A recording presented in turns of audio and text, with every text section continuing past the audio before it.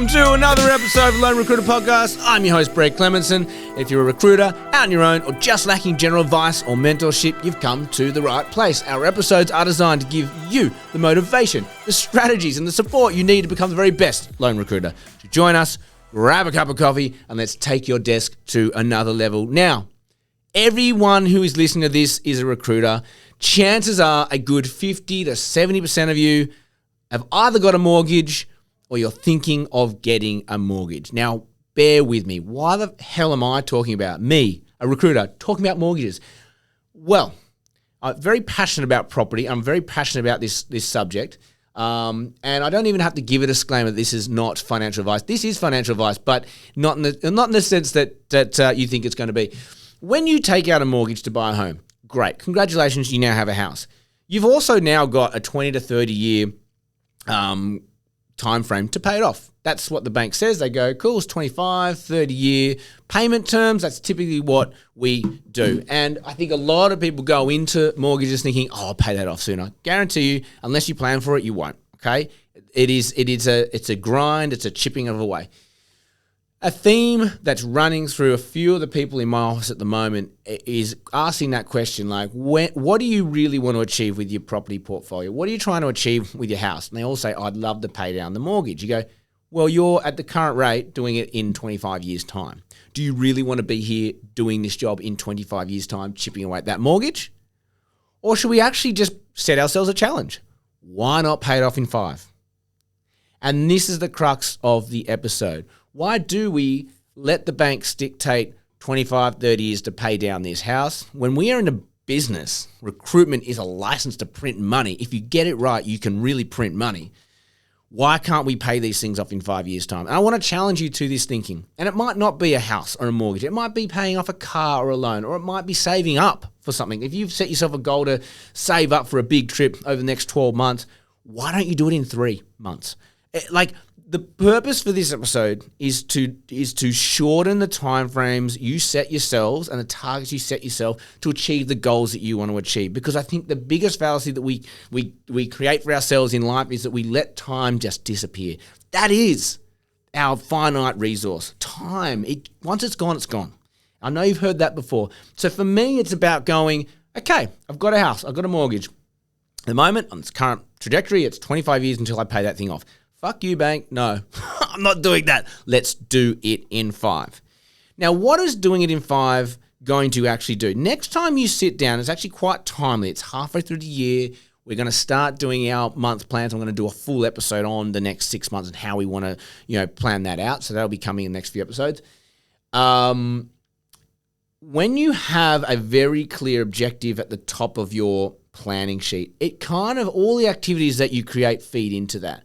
So if I now want to pay off, as an example, my mortgage in 5 years' time, I can't just do what I'm doing at the moment and think that I'll get there, because no, I won't, because at the moment I'm paying off what I need to pay off, and that's about it, right? So if you're sitting there and you're thinking this makes sense, what does shortening the time frame do? It essentially makes you reevaluate and think how you're going to get to where you want to get. So if you've got a plan to hit certain targets, and each year in, year out, you make 500 grand in billings a year. Great. If I said to you, well, you now need to quadruple that to $2 million billings in a year, the first thought that every single person has, and including you, is that how would I quadruple my billings? Do I quadruple my output? No. You can't actually put more time in. When you start thinking of it like this, what you do already occupies 100% of your working time, and it's yielding you a $500,000 return. So you can't actually put more time into doing it exactly the way you're doing it now. At the moment, it's not going to happen. You're already capped out. So now we have to go to the next layer down and go, what efficiencies can I create? So now your brain starts to actually sit back and look at it quite differently. If I want to get, they always say to earn your first million is one strategy. You go from 1 million to 10 million is a completely different strategy. And it's no different with your billings. To go from 0 to 500 grand in billings is a strategy, but to go from 500 to a mil or 500 to 2 million, it's a whole nother kettle of fish. And what got you to 500 won't necessarily get you to 2 million. So again, what's the context for this? Let's reduce the time it takes to pay down your mortgage. And let's do that at our desk with our work. So if you're going to start sitting down and plan out the next 6 months, I actually want you to start thinking, what else can I do? How else can I approach this? The beauty of ramping up the output that you expect on yourself is that the energy, the workload that you put in actually increases, even though we've already said we're capped out at 100%, but it does. It makes you think about things in different ways. So it's like, we've talked about this stuff before, but do I need to get an assistant? Do I need to get a VA? Yes, you probably do. Probably need a couple of them. Is my market big enough? All of a sudden you go, I can't make more out of this market. It's kind of capped out because if I start sourcing from the same pots, I'm just diminishing returns. Well, let's open up the territory. Can we open up another state? Can we open up another market? Is there another complementary market? Your brain starts to think about how I can do it. And when you're thinking about systems and strategies to support that, and it's not just about you and your output, it's like trying to think a bit bigger than yourself, you'd be amazed at what answers you come up with. So I encourage you guys today, the crux of this episode is to let your mind wander, set a target, a challenge to take your mortgage or whatever you're saving up for. If the time frame is 12 months or it's 20 years, let's cut it in quarter. So if it's 12 months saving plan, let's cut it down to 3 months and let's see what sort of plan you could come up with in terms of making that money quicker. And if you're trying to pay off your mortgage in 20 years' time, how do we pay it off in 5? How do we pay it off in 5? You can't do it yourself is the point. You need to up the game. You need to up the strategies. You need to up the systems and the support. You probably need to widen your market. You need to probably get more clients. You need to get more candidates. But you can't do it yourself. So let your mind wander. Seriously, go for a walk. Have a think about it. If you're in sales, the same thing applies. How do you do more? How do you do more? Okay? Because there's always someone doing more than you. Why are they doing more?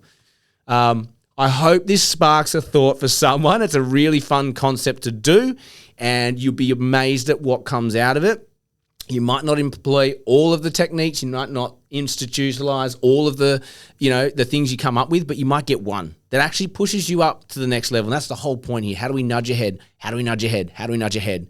And if that's going to motivate you, because I think a mortgage and knocking it off does motivate a lot of you. Can you imagine now, every month you don't pay the bank your interest, you put it in your pocket for your holidays, you put it in your fun fund? My good, why wouldn't you want to knock off your mortgage in 5 years as opposed to 20? Let's do it. Let's do it together. It's all our time for you today. Like, share, subscribe. I hope this helps someone. It'll help someone else grow. As always, have an amazing day. May all your deals come true.